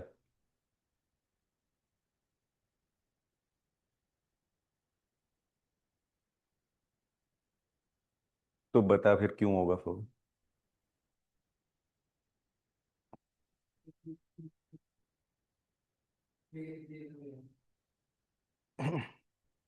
तो देखिए क्या है, यहाँ पे क्वार्टाइल डेविएशन लिखा है, बट इसकी जगह पे स्टैंडर्ड डेविएशन भी हो सकता है। तो भी एग्जैक्टली सेम ही करना है और सेम ही आंसर आएगा। ठीक है, तो कुछ भी टाइप का डेविएशन हो, इस टाइप का क्वेश्चन, पहले इसका मीनिंग क्या है पहले वो समझते हैं। So the quartile deviation of x is 8। तो x समझ लो एक डेटा है, जैसे आप लोग टेबल बनाते हो तो उसमें xi लिखते हो, तो यहाँ पे जो भी लिखते हैं वो x वाला डेटा हो गया। ठीक है, अब ये डेटा का डेविएशन, स्टैंडर्ड डेविएशन बोल रहे हो या क्वार्टाइल डेविएशन बोल रहे हो, वो 8 है। फाइन। अब इस डेटा को आप यूज करके एक और नया पॉइंट लेके आते हैं, एंड दैट इज वाई। तो वाई कैसे आता है? वाई इज -3/6 x प्लस 20/6, और we can say y is -1/2 x plus 10/3। तो वाई ऐसा है। तो एक x के जो भी पॉइंट्स हैं उनको सभी को माइनस हाफ से मल्टीप्लाई करो और उसमें 10/3 ऐड कर दो, तो you will get values of y। तो वाई आई मिल जाएगा आपको। नहीं, डिनोट करके करें, मैं बस समझा रहा हूँ आपको ये तो। हाँ, ये जो कर रहा हूँ वो एग्जाम्पल है, वो तो करना है तो वो तो ठीक है, समझ आ रहा है। तो एक्स आई के जो भी डेटा सेट गिवन है उसको सभी को अगर आप वो फॉर्मूले में डालते जाओगे तो वाई के सारे डेटा पॉइंट्स मिलते जाएंगे, है ना? समझ आ रही है बात? वो रिलेशन गिवन है एक्स एंड वाई का। तो अगर एक्स का स्टैंडर्ड डेविएशन या क्वार्टाइल डेविएशन 8 है, तो वाई का वही वाला डेविएशन कितना होगा? तो अभी हमने थोड़ी देर पहले डिस्कस किया था कि कोई भी टाइप का डेविएशन हो, if all the data numbers are multiplied by the same number, तो वो डेविएशन भी उतने से मल्टीप्लाई हो जाता है। If all the data numbers are added by the same number, तो वो डेविएशन में कोई फर्क नहीं पड़ता है। तो सिर्फ ये मल्टीप्लिकेशन का फर्क पड़ेगा।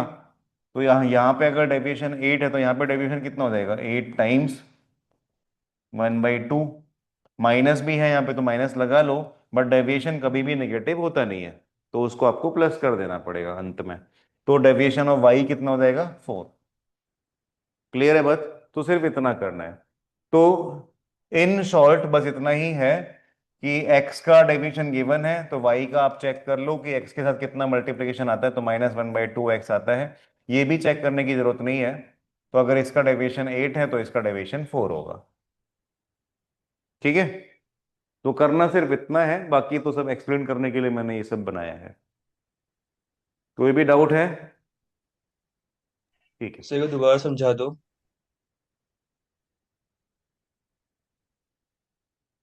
x का डेविएशन 8 है, x के बहुत सारे डेटा पॉइंट्स हैं, उनका सबका डेविएशन 8 है, राइट? y का और x का एक रिलेशन गिवन है, जिसको हमने थोड़ा सा मॉडिफाई किया, तो उसका हमें ये वैल्यू मिला वो रिलेशन का, y is -1/2 times x plus 10/3। ठीक है? तो इसका मतलब ये है कि अगर यहाँ पे समझ लो x में 2 लिखा था, तो उसके करस्पॉन्डिंग y का वैल्यू कितना हो जाएगा? -1/2 टाइम्स 2 प्लस 10/3। तो ये -1 प्लस 10/3 दैट विल बी 7/3। ठीक है? तो 2 के करस्पॉन्डिंग y की वैल्यू 7/3 आ जाएगी। ऐसे ही जितने भी वैल्यूज x के लिखे हैं वो सभी के करस्पॉन्डिंग y का कुछ ना कुछ वैल्यू आएगा। बट वो हमें दिमाग नहीं लगाना है, हमें सिर्फ इतना देखना है कि x की वैल्यूज को अगर आप हाफ से मल्टीप्लाई कर देते हो और उसमें 10/3 ऐड कर देते हो तो y मिलता है। And we only want to know कि y का डेविएशन कितना होगा। वी नो x का डेविएशन क्या है।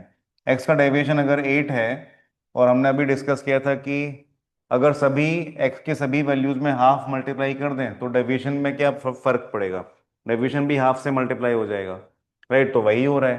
तो 8 जो यहाँ पे x का डेविएशन है उसको हमने हाफ से मल्टीप्लाई कर दिया, तो न्यू डेविएशन आ गया जो कि y का डेविएशन होगा, राइट? तो डेविएशन ऑफ y कितना हो जाएगा? 1/2 टाइम्स 8 विच इज 4।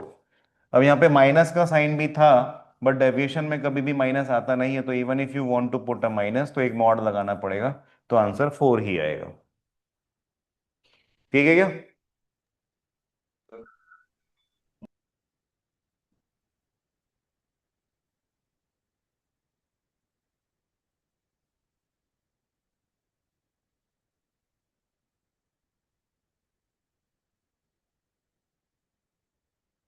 हम्म।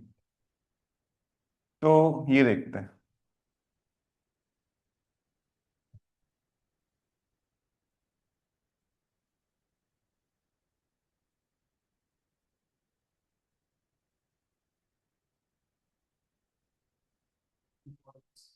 हाँ, नहीं नहीं, डेसाइल थोड़ा डिफरेंट है। क्वार्टाइल में हम लोग डेटा सेट को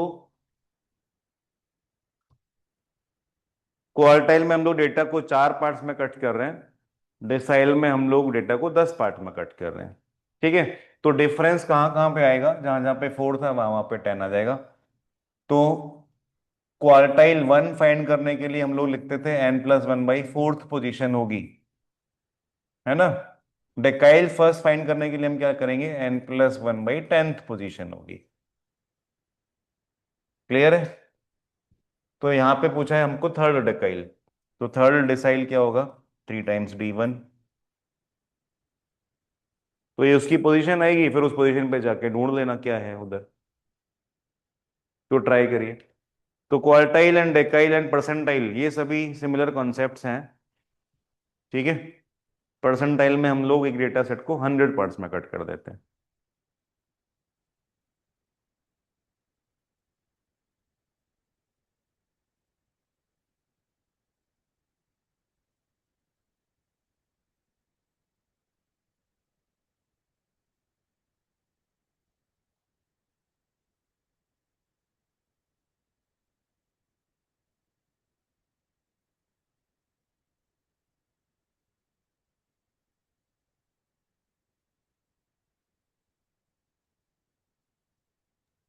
सर 9.2।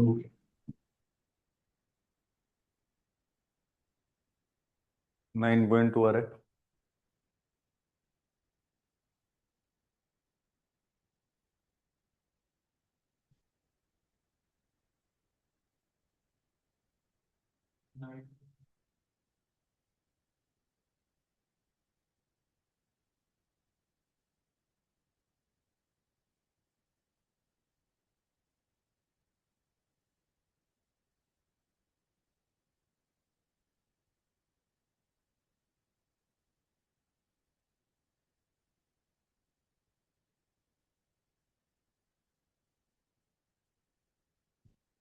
तो n+1/10, तो सबसे पहले तो इसको असेंडिंग ऑर्डर में अरेंज करना है।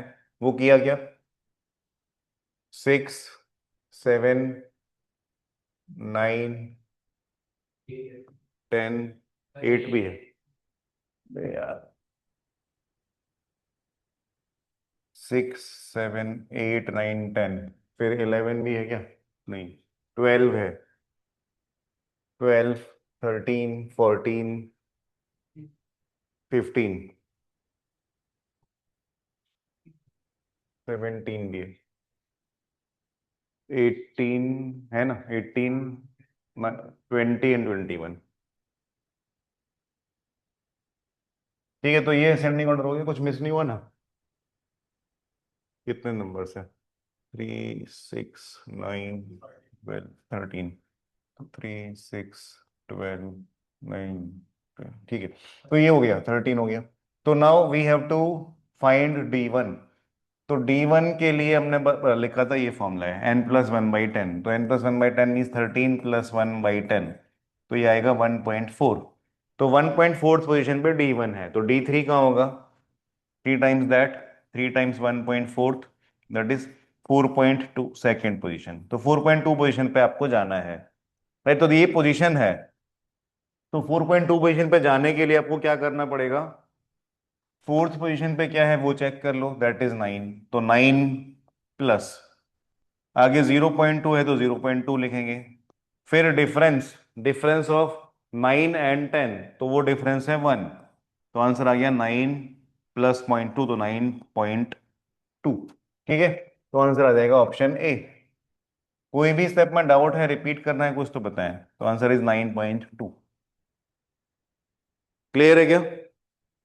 So that is how we can find quartile, percentile, decile. तो परसेंटाइल में भी आए तो सेम ही करना है। यहाँ पे 10 से डिवाइड किया था डेकाइल में, क्वार्टाइल में 4 से डिवाइड किया था, परसेंटाइल में 100 से डिवाइड कर देंगे। ठीक है, बाकी सब कुछ सेम रहेगा।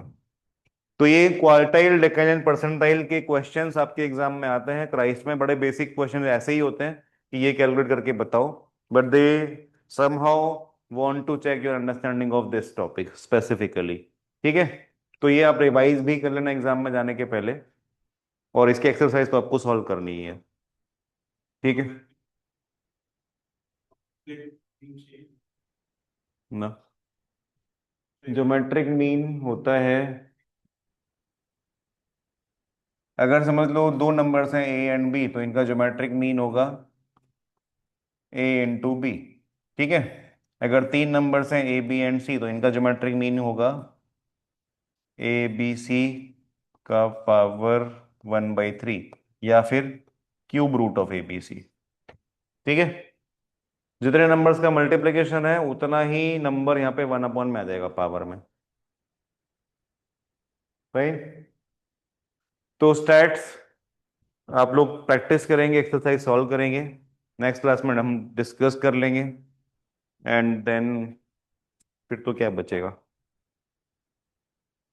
प्रोबेबिलिटी बचा है ना। हाँ। ओके। तो प्रोबेबिलिटी बचता है, लास्ट टॉपिक वो कर लेंगे। प्रोबेबिलिटी इन सेट, सेट भी बचा है शायद, है ना। क्या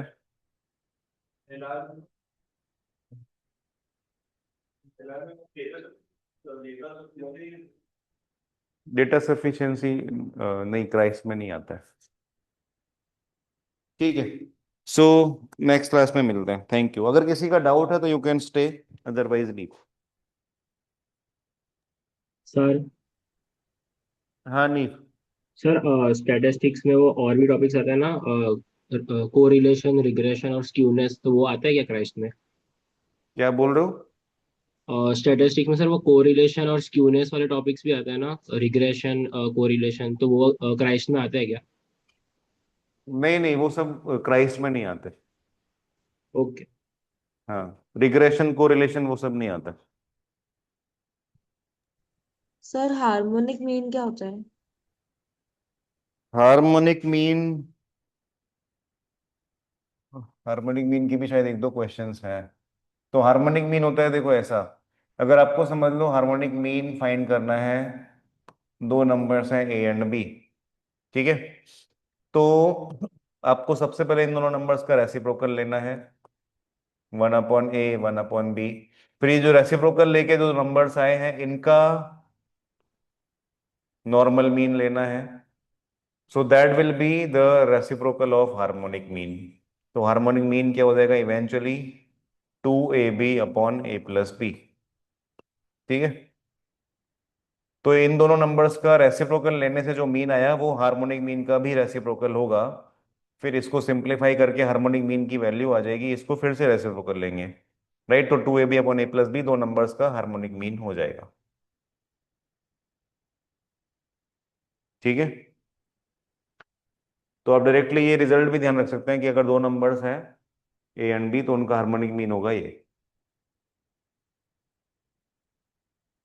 और कोई डाउट है क्या? सर वो एक बार 20th क्वेश्चन समझा दो ना वापस, कौन सा 20? जिसमें एक्स और वाई का रिलेशन निकाला था, एक्स का अगर क्वार्टाइल डिवीजन। हाँ।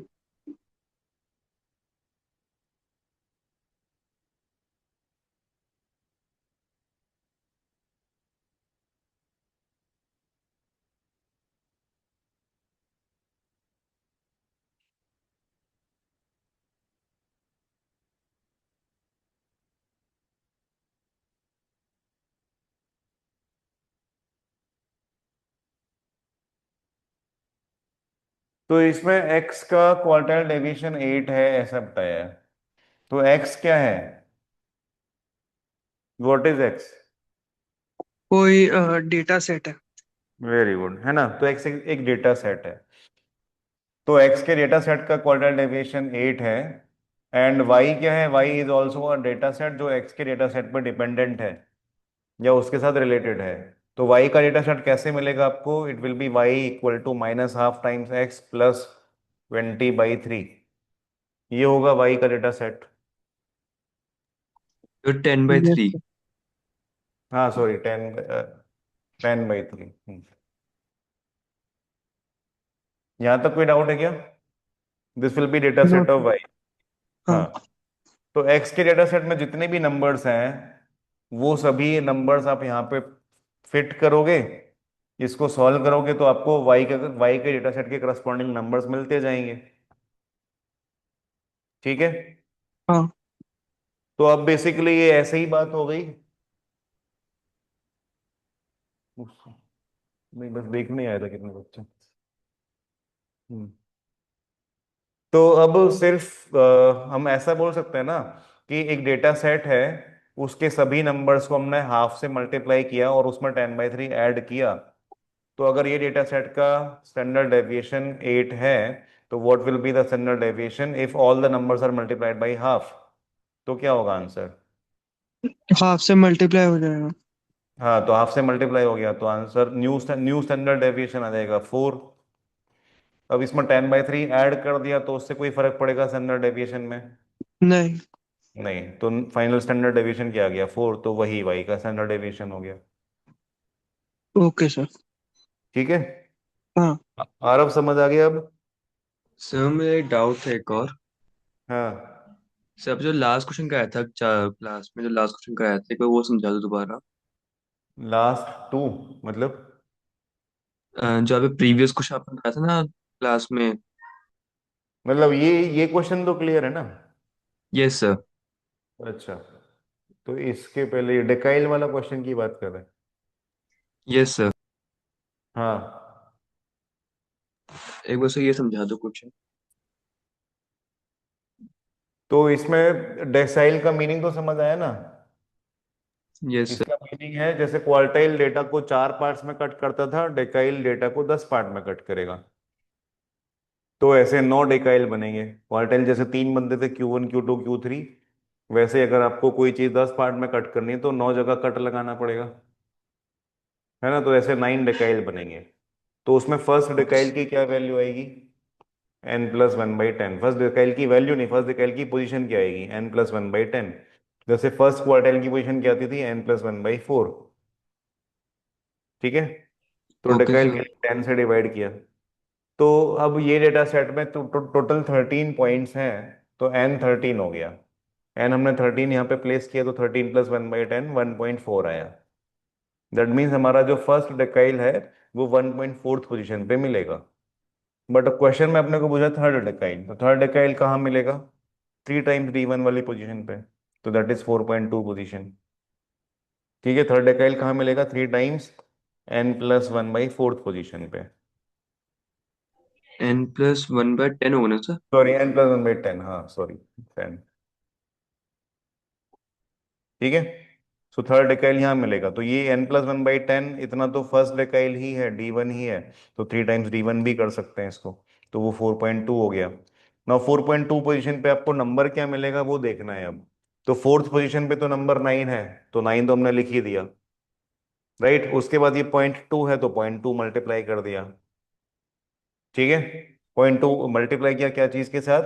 9 एंड नेक्स्ट नंबर के डिफरेंस के साथ, तो 9 एंड 10 का डिफरेंस है 1। तो 0.2 एंड 1 मल्टीप्लाई किया तो 0.2 ही रहा।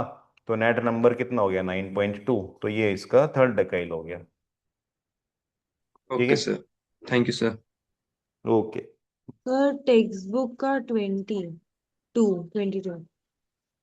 टेक्स्ट बुक का 22? कौन सी एक्सरसाइज? इसमें दो है ना एक्सरसाइज। 1 का। हम्म।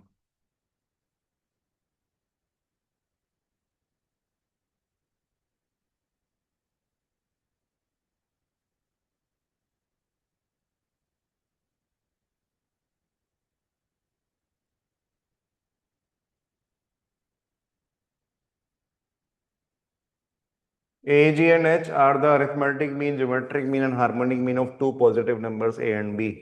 Then which of the following is true? तो देखिए, A अरिथमेटिक मीन है तो इसका वैल्यू A+B/2 है। G ज्योमेट्रिक मीन है तो इसका वैल्यू √AB है, ये अभी बताया था मैं। एंड H हार्मोनिक मीन है तो इसका वैल्यू 2AB/A+B है। ठीक है, ये भी अभी बताया था। राइट। तो अब इन सब का एक रिलेशन अपने को चाहिए, A, G एंड H का, जो कि ऑप्शंस में है। तो इसके लिए क्या कर सकते हैं, देखो। ये A+B/2 है और ये भी A+B/2 है, ये रहा। तो H विल बी AB/A, है ना? ये हो गया। अब ये AB की वैल्यू, G की वैल्यू AB रूट है, तो यहां से मैं बोल सकता हूँ AB will be G square. तो I can say h is equal to, इसकी जगह जी स्क्वायर लिख दिया तो जी स्क्वायर बाई ए। ठीक है, तो ये आंसर हो गया। तो h is g square by a, तो ऐसा होना चाहिए, तो वो यहाँ पे है। हाँ सर ठीक है। हम्म।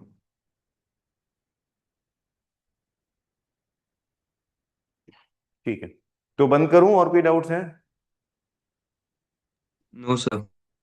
ओके, बाय यार।